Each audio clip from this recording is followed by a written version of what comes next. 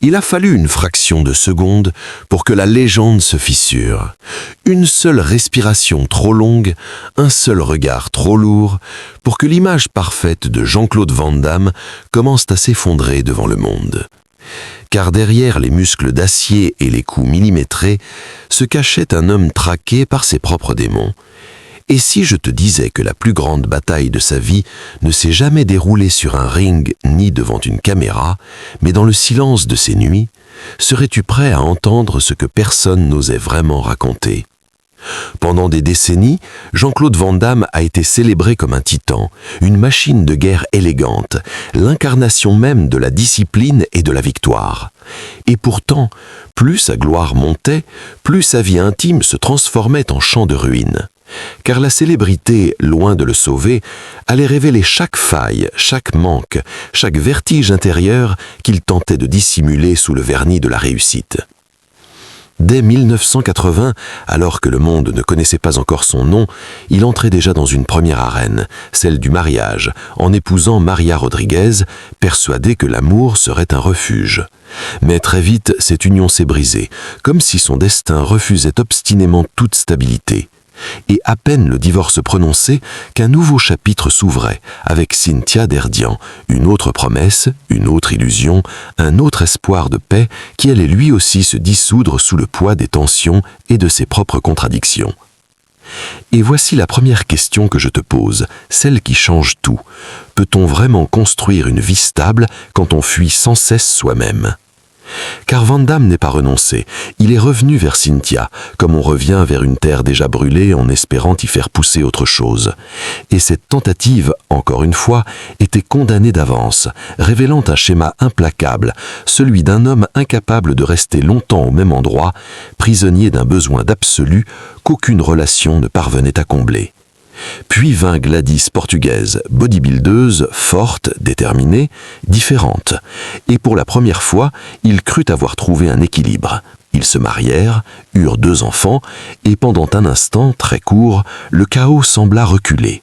Mais le bonheur n'est jamais durable quand il repose sur un sol instable, et en 1992, leur séparation vint rappeler que même les liens les plus solides peuvent céder sous la pression d'un homme qui ne se connaît pas encore.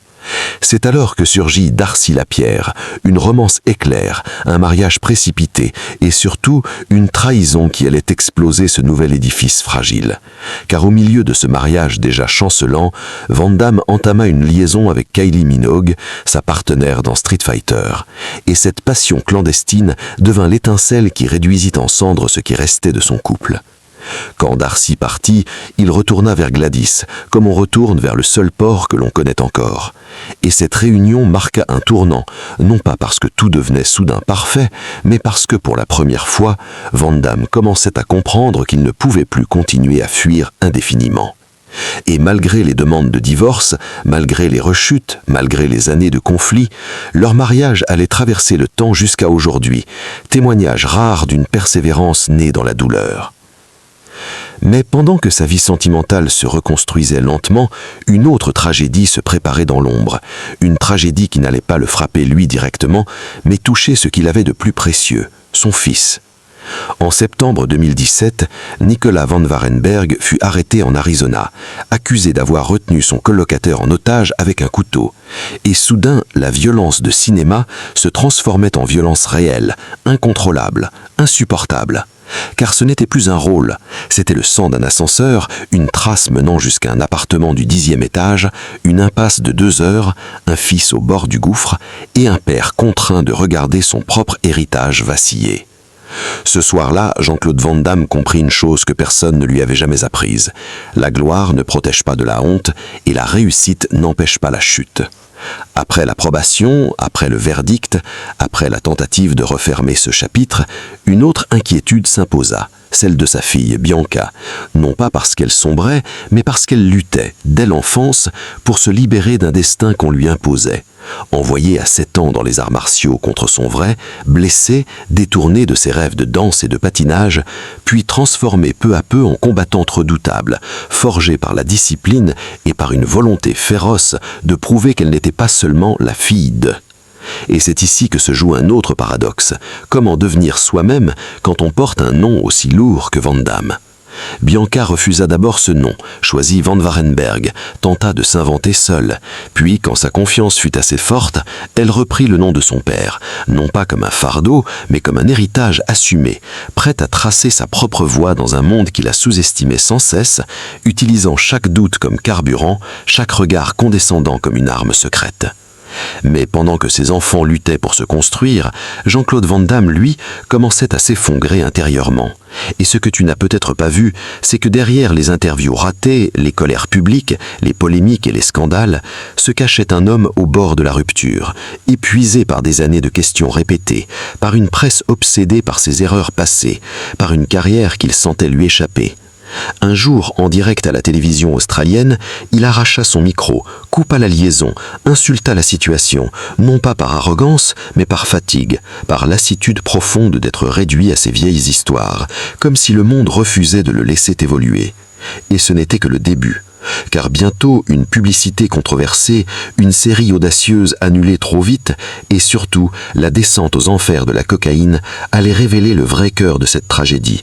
Un homme bipolaire non diagnostiqué, consommant jusqu'à 10 grammes par jour, brûlant $10 000 par semaine, accumulant les échecs, les films oubliés, les surnoms humiliants, pendant que son esprit s'enfonçait dans des ténèbres de plus en plus épaisses. Voici ma dernière question pour toi aujourd'hui. Jusqu'où un homme peut-il tomber avant de trouver enfin la force de se relever ? Dans la prochaine partie, tu découvriras le moment précis où Jean-Claude Van Damme a touché le fond, celui où il a frôlé l'irréversible et la décision radicale qui a changé le cours de sa vie à jamais. Mais es-tu vraiment prêt à entendre comment une légende a survécu à sa propre destruction ? Le point de rupture arriva sans bruit, sans projecteur, sans applaudissements. Dans un instant où Jean-Claude Van Damme comprit que son corps ne lui obéissait plus, que son esprit vacillait et que la machine qu'il avait passé sa vie à construire était en train de se détruire de l'intérieur. Car, à force de vouloir tenir debout pour tout le monde, il avait oublié une chose essentielle. Personne ne peut survivre longtemps en fuyant sa propre vérité. À la fin des années 90, alors que le public croyait encore voir un héros invincible, lui vivait dans un chaos quotidien, rythmé par la cocaïne, les nuits sans sommeil, les accès d'euphorie suivis de chutes brutales. Et cette dépendance n'était pas un simple excès, c'était une tentative désespérée d'anesthésier un trouble bipolaire qui l'ignorait, un trouble qui le propulsait vers des sommets artificiels avant de le précipiter dans des abîmes de honte et de désespoir. 10 grammes par jour, chaque jour, semaine après semaine, jusqu'à ce que son visage se creuse, que ses mains tremblent, que ses proches commencent à le regarder avec une inquiétude qu'il refusait de voir. Et pendant que sa fortune fondait, sa carrière s'éteignait lentement, film après film, projet après projet, comme si l'Hollywood lui tournait le dos au moment précis où il avait le plus besoin d'aide. Entre 1999 et 2008, 14 films sortirent presque en silence, directement en DVD, sans éclat, sans reconnaissance. Et pour la première fois, l'homme qui avait rempli les salles se retrouvait relégué aux marges, affublé d'un surnom cruel, Jean-Claude Van Désespéré, comme si toute une industrie se permettait soudain de piétiner celui qu'elle avait autrefois porté au nu. Et je te pose cette question essentielle. Que fait-on quand le monde qui t'a construit commence à te détruire ? La réponse, pour lui, fut longtemps la fuite, quelques jours en cure, une promesse, une rechute, un autre mensonge, un autre effondrement, jusqu'à ce que la réalité devienne impossible à ignorer, car un soir, face à son reflet, il comprit que s'il continuait ainsi, il ne mourrait pas en héros, mais en ruine, oublié de tous, prisonnier de ses propres excès. Le diagnostic tomba enfin, trouble bipolaire, des années trop tard, et soudain tout prit sens, les emballements, les colères, les décisions impulsives, les amours destructrices, les périodes de créativité suivies de silences abyssaux. Et pour la première fois, il ne se vit plus comme un homme faible, mais comme un homme malade qui avait le droit d'être soigné. Ce jour-là, il prit une décision que peu de gens osent prendre. Il arrêta tout, brutalement, sans demi-mesure, sans faux compromis. Il choisit la sobriété comme on choisit la vie, acceptant de traverser le manque, la douleur, la peur, pour retrouver quelque chose qu'il avait perdu depuis longtemps, la clarté. Peu à peu, il recommença à respirer, à s'entraîner non plus pour fuir, mais pour se reconstruire, à parler à ses proches, à réparer ce qui pouvait encore l'être, et surtout à se réconcilier avec Gladys, celle qui, malgré les trahisons et les années de chaos, avait choisi de rester, encore une fois, quand tout semblait perdu. Mais alors qu'il tentait de renaître, un autre fantôme surgit du passé, un homme qui avait contribué à sa légende, Frank Dux, le combattant à l'origine de Bloodsport, et cette confrontation judiciaire allait menacer une fois plus ce qu'il essayait désespérément de sauver, son honneur. Dux l'accusa publiquement d'avoir menti, d'avoir exagéré sa carrière de combattant, d'être incapable même d'exécuter un simple roulé avant, cherchant non seulement de l'argent mais surtout de démolir l'image du guerrier parfait, et pendant des mois Van Damme dut affronter non pas des coups, mais des mots, des doutes, des rumeurs, des regards qui recommençaient à le juger. Le verdict le libéra. Aucune dette, aucune condamnation, mais la blessure, elle, resta ouverte, car même acquitté, il comprit que sa légende serait désormais toujours accompagnée d'un point d'interrogation, et qu'il devrait apprendre à vivre avec cette fragilité nouvelle. C'est à ce moment précis qu'il fit quelque chose d'inattendu. Il accepta de se moquer de lui-même, de déconstruire son propre mythe, de devenir Jean-Claude Van Johnson, une caricature lucide de sa propre carrière, prouvant au monde qu'il n'était plus prisonnier de son image, mais capable de la manipuler, de la dépasser, de la transformer en force. La série fut applaudie, puis brutalement annulée, et encore une fois, l'espoir fut arraché trop tôt. Mais cette fois, il ne replongea plus. Il tint bon car quelque chose avait changé en profonde. Il ne cherchait plus à être un dieu, seulement un homme debout. Voici la question que je te laisse avant de continuer.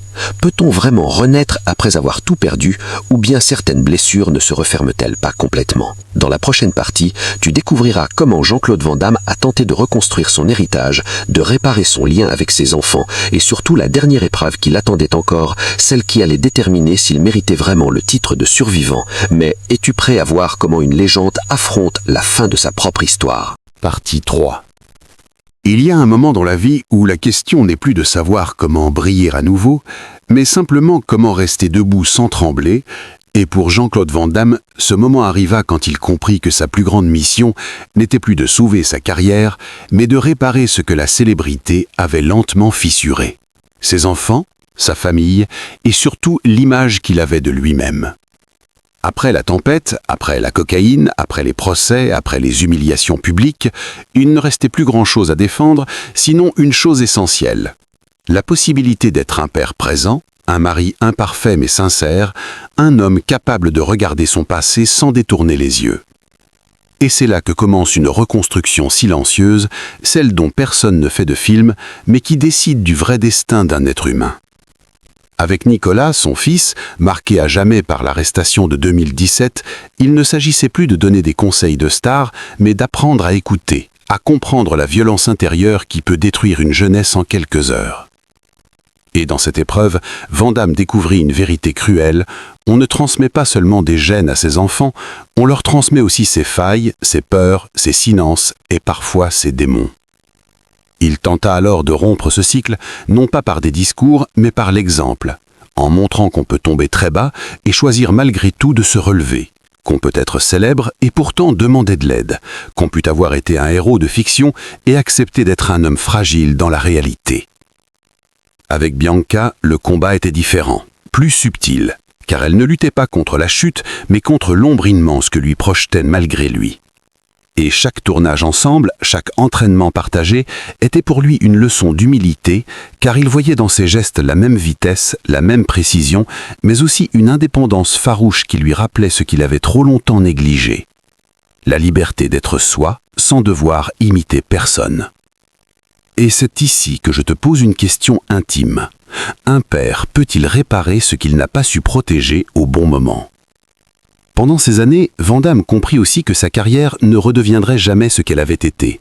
Et pour la première fois, il accepta cette idée sans colère, sans amertume, car il découvrit une autre forme de réussite, celle de durer sans se trahir, de travailler sans se détruire, de choisir ses projets non pour l'argent ou la gloire, mais pour le sens.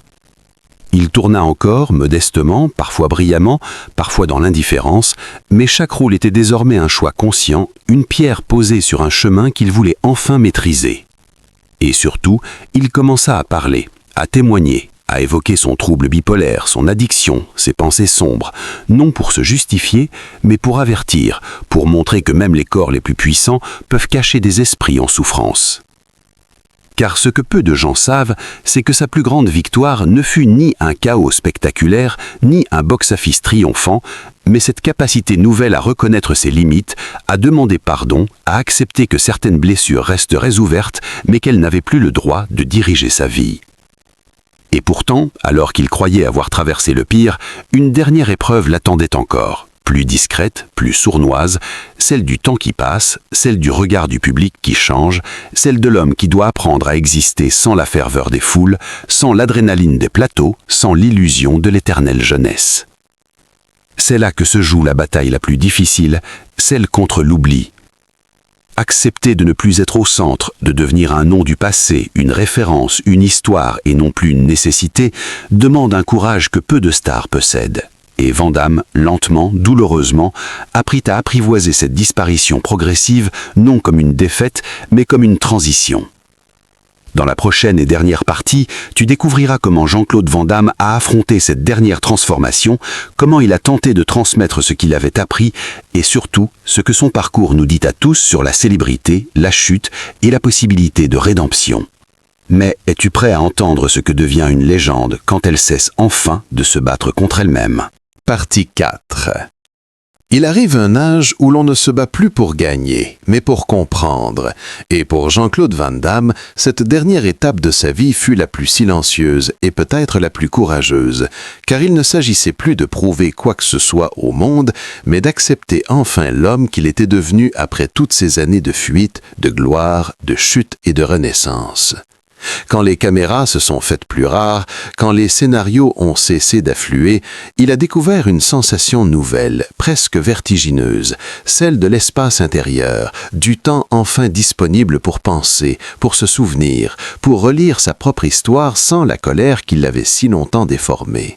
Et dans ce silence, il a commencé à comprendre que sa vie n'était pas une succession d'échecs, mais un long apprentissage brutal de lui-même. Il regardait ces films anciens comme on regarde un autre homme, un jeune guerrier persuadé que la discipline suffit à tout vaincre, sans savoir que les ennemis les plus dangereux ne portent pas de gants, ne montent pas sur un ring et ne se laissent pas terrasser par un coup de pied retourné. Car ses véritables adversaires avaient toujours été l'orgueil, la peur de ne pas être assez et ce besoin maladif d'être aimé par des millions d'inconnus. Avec le temps, il apprit à transmettre autrement, non plus par des performances, mais par des paroles, des confidences, des rencontres avec des jeunes artistes, des athlètes, des personnes brisées qui venaient lui dire sans le savoir « merci d'avoir survécu, merci d'avoir montré qu'on peut tomber très bas sans disparaître ».